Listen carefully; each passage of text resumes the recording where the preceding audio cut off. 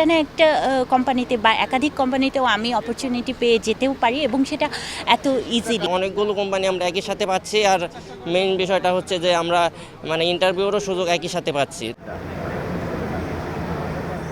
একই স্থানে ৩৮টি প্রতিষ্ঠানের মানব সম্পদ বিভাগ চাকরি প্রত্যাশীদের নিকট থেকে জমা নিচ্ছেন জীবন বৃত্তান্ত। পদ শূন্যতার ভিত্তিতে যোগ্যতা মিলে গেলেই প্রার্থীদের নিচ্ছেন সাক্ষাৎকার। এভাবেই মিলছে ভালো মানের চাকরি।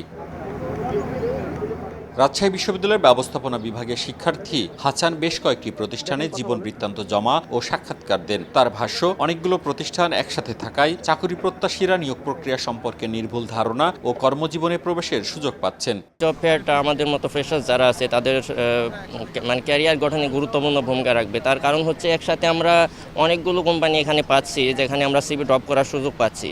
চাকরি প্রত্যাশীদের ভাষ্য, প্রতি বছর লাখ লাখ শিক্ষার্থী বিশ্ববিদ্যালয় থেকে সনদ নিয়ে বের হন। চাকরির বাজারে এসে তাদের প্রথম ধাক্কাটি খেতে হয় চাকরির জন্য জ্ঞান ও কর্মদক্ষতার অভিজ্ঞতায়। মেলায় বিষয়গুলো ইতিবাচকভাবে দেখায় বেশ সুবিধা পাচ্ছেন তারা।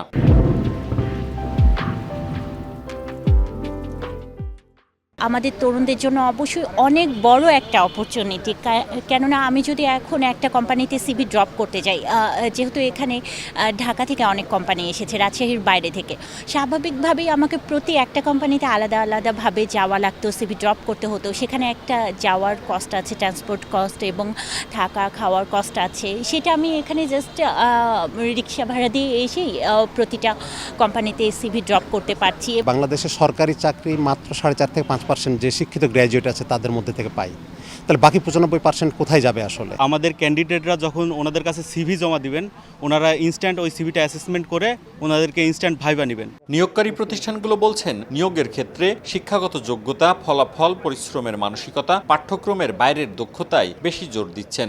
তাদের আগ্রহ, তাদের এনথুসিয়াজম, ইন্টারেস্ট এবং হার্ডওয়ার্ক করার যেই স্পৃহা, সেটা যদি আমরা বুঝতে পারি, অ্যান্ড আমরা যদি এটাও বুঝতে পারি যে একজন ক্যান্ডিডেট আমাদের সাথে বছরখানেক কাজ করবে, আমাদের ব্র্যান্ডকে ডেভেলপ করবে এবং উনি নিজেও কিছুটা শিখবেন, এই ধরনের ক্যান্ডিডেট প্রতি আমরা বেশি আগ্রহ হয়ে থাকি। ফার্স্ট প্রায়োরিটি দিচ্ছে কমিউনিকেশন স্কিল, পাশাপাশি এর বাইরে লিডারশিপ স্কিল তার কেমন আছে, সেই বিভিন্ন স্কোয়াডগুলোর সাথে রুবার বা আদার যেই স্কোয়াডগুলোর সাথে সে অন্তর্ভুক্ত ছিল, কোনো এক্সট্রা কারিকুলার অ্যাক্টিভিটিসগুলো তার ভালো কেমন। ক্যারিয়ার ক্লাব থেকে শুরু করে অন্যান্য সোশ্যাল যে অর্গানাইজেশনগুলো আছে সিএসআর রিলেটেড, এগুলোতে যারা সরাসরি পার্টিসিপেট করেছে ফ্রেশ, এই ধরনের ক্যান্ডিডেটকে আমরা যথেষ্ট প্রাধান্য দিয়ে থাকি। শনিবার সকালে রাজশাহী বিশ্ববিদ্যালয় ক্যারিয়ার ক্লাবের আয়োজনে শেখ রাসেল স্কুল মাঠে অষ্টমবারের মতো 2 দিনব্যাপী চাকরি মেলা শুরু হয়ে শেষ হবে রোববার বিকেলে। প্রতি বছর যে পরিমাণে গ্র্যাজুয়েট বের হচ্ছে, সে পরিমাণে আমাদের কর্মক্ষেত্র বা যেই অপরচুনিটিগুলো ওই অর্থে নাই। আবার অনেকে অনেক বিষয়গুলো বুঝতেও পারে না। তো বেশি বেশি হলে যেটা হবে কি, জব মার্কেটের বা এই জায়গায় যে কম্পিটিশান বা এভাবে কীভাবে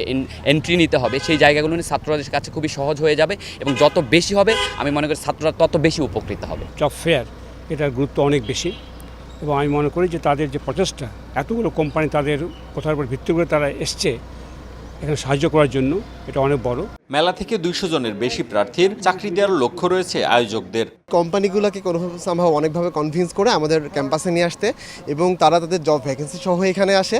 অ্যান্ড আমরা এইবারও প্রায় 2 শতাধিক চাকরি এখান থেকে ইনশিওর করবো বলে আমরা আশা করছি। অ্যান্ড তারা অন স্পট ইন্টারভিউ নিয়ে তাদের হাতে অ্যাপয়েন্টমেন্ট লেটার দিয়ে তারা যাবেন। রাজশাহী বিশ্ববিদ্যালয় ছাড়াও যে কোনো শিক্ষা প্রতিষ্ঠান থেকে পাশ করা চাকরি প্রত্যাশী এই মেলায় অংশ নিতে পারছেন। নেই বয়সের বাধ্যবাধকতা। মেলায় ডিজিটাল মার্কেটিং, প্রার্থীদের ভালো প্রতিযোগী হওয়ার কৌশল, সাক্ষাৎকার সম্পর্কিত ও দিক নির্দেশনামূলক নানা বিষয় জানানো হচ্ছে আয়োজকদের পক্ষ থেকে।